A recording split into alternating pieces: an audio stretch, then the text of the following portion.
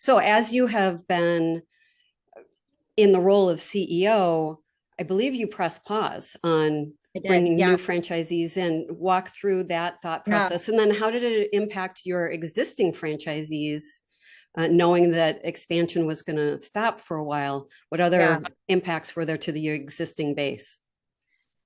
So when I came in, I did a little kind of a listening tour. I took a couple of months to go around and meet all of my franchisees, kind of listen to all the pain points and find those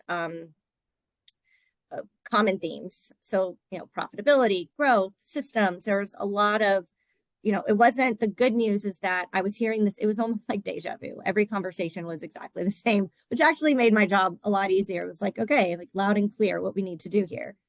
Um, Knew that I needed to make a lot of changes specifically to the model itself, like what we recommend the person you're looking for hiring, what type of role that you're hiring for, part-time, full-time, how you do scheduling.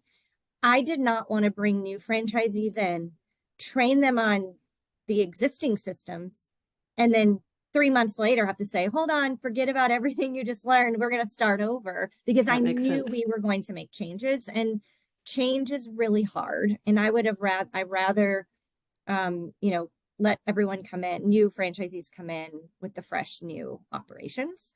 Um, I also knew that I needed to change the morale of my existing franchisees. They were really beat up. COVID really beat them up and they were down in the dumps. And I needed to kind of win the hearts and minds before I brought anyone new in. So Yeah. that was really important. Um, did did you suffer shrinkage then in Oh yeah. your franchisee population, and Yeah. talk about Yeah. that?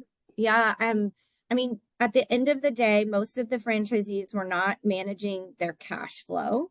I shouldn't, that's making it sound like it was their, like there was a incompetency on their part. It wasn't. You come to the business with, here's how much cash you need to run the business before you need to get to break even, right? And most of them had their cash flow saved up to get them through the first year or so of business.